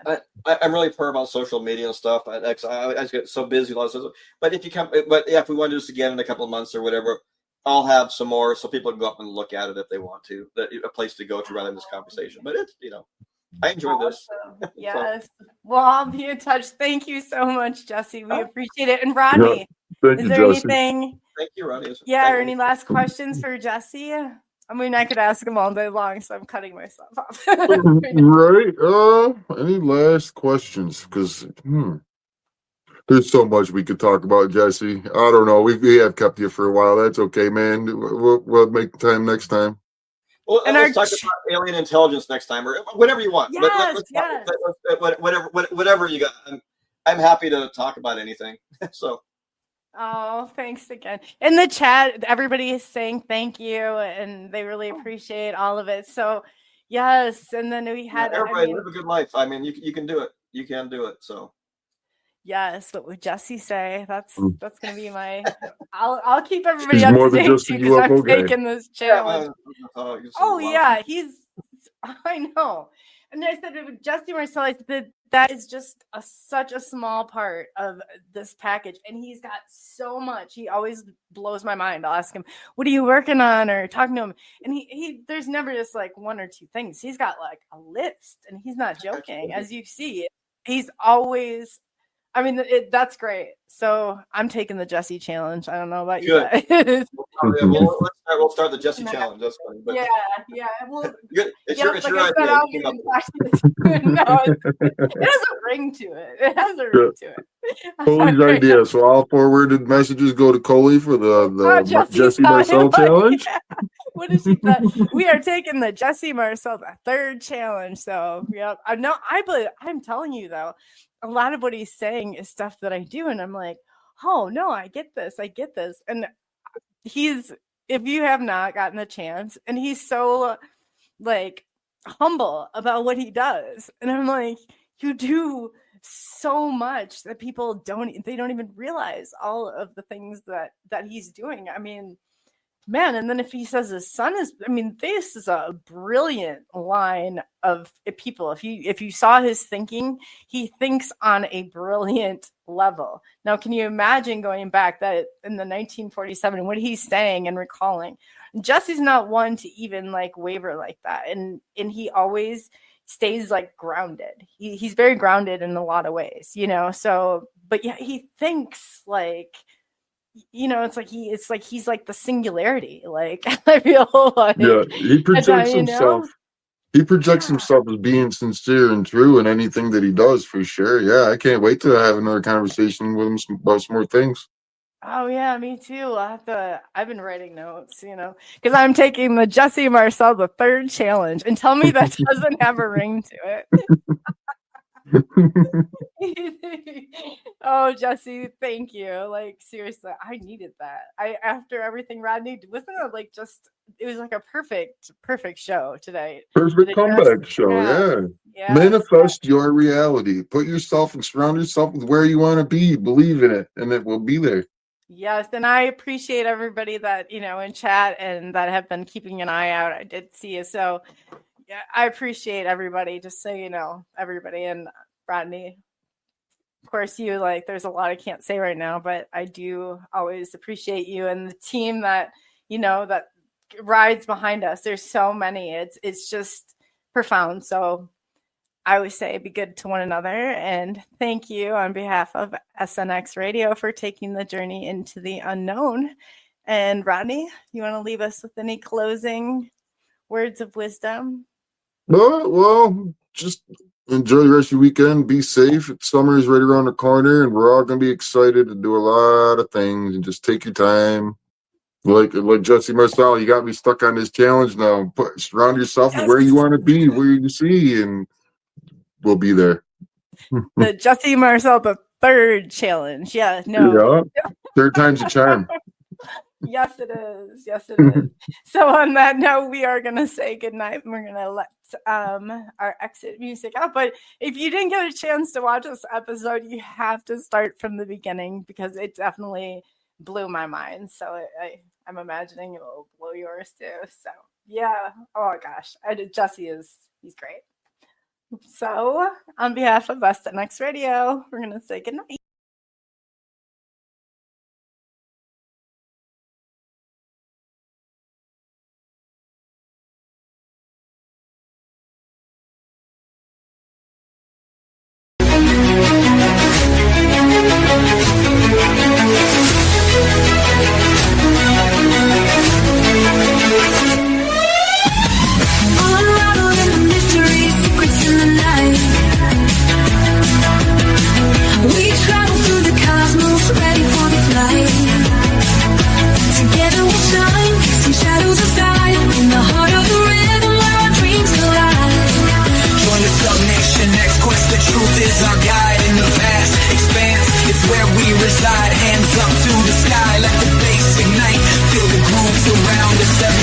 All right. From the combination heights, quest, the truth is our guide. In the vast expanse is where we reside.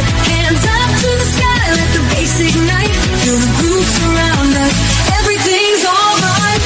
SNX Radio, let the truth ignite. Together we'll shine, bring shadows to light.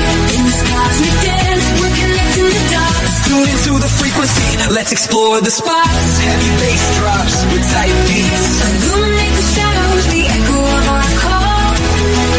On this road we will never fall. Feel the energy rising, can you sense the spark?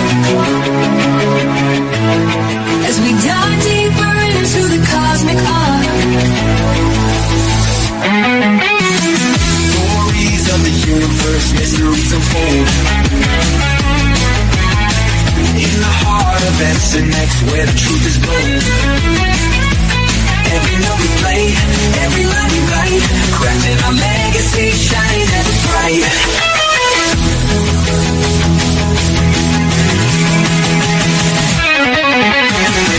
SNX Radio, the truth ignite. Together we'll shine, bringing shadows to light. In this cosmic dance, we're connecting the dots. Tune into the frequency, let's explore the spot. Here in the spotlight, we're taking our turn. With the fire in our hearts, let the passion burn. SNX Radio's call, ringing through the air. Together we rise, together we dare. So join us now, let the rhythm flow. With SNX Radio, we're ready to go. Unraveling the mystery side by side, we stand hand in hand. In this dance of truth, let the story expand.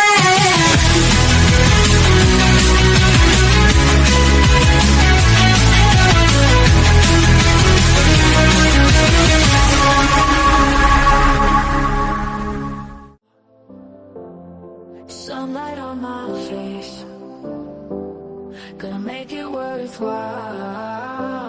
Feel the good vibes embrace. Step into the street, music in the air. Move into the beat, no worries to declare. We're chasing happiness and never ever can.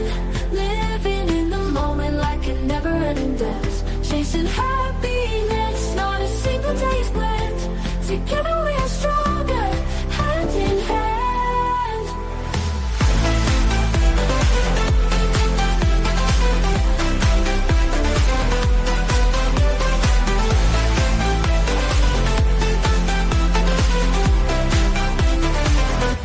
Laughing with my friends, echoes in the park, joy that never ends. Even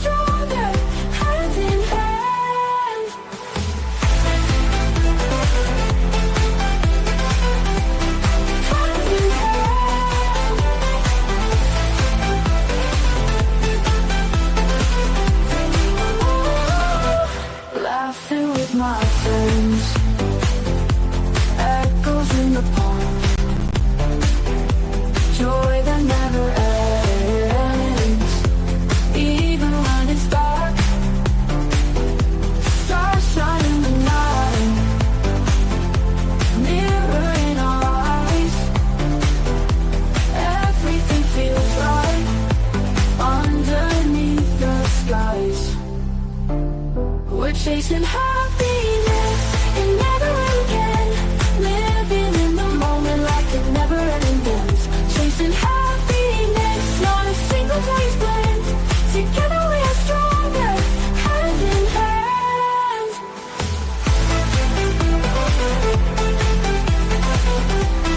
Hand in hand. Hand in hand.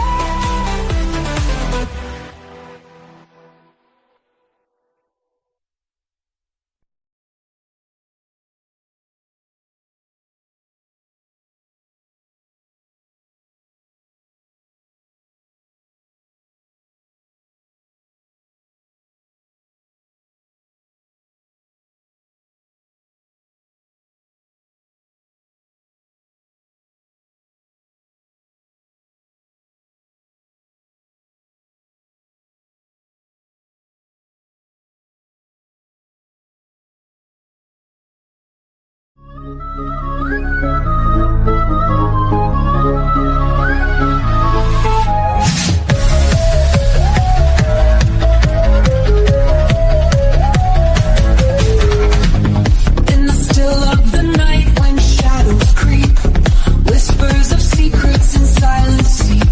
Crowley's voice cuts through the dark, guiding us where the mystery spark.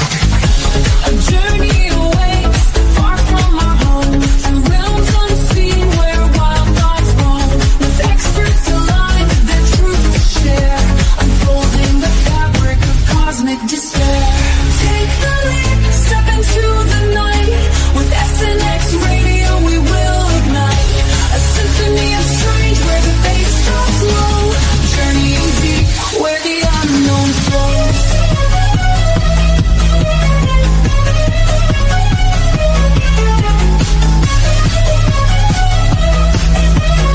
UFOs glisten in the starlit sky.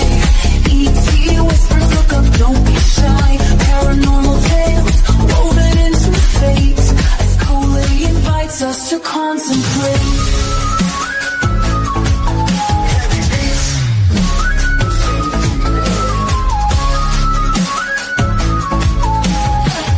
Feel that chill when shadows align. Experiences unfold, one of a kind.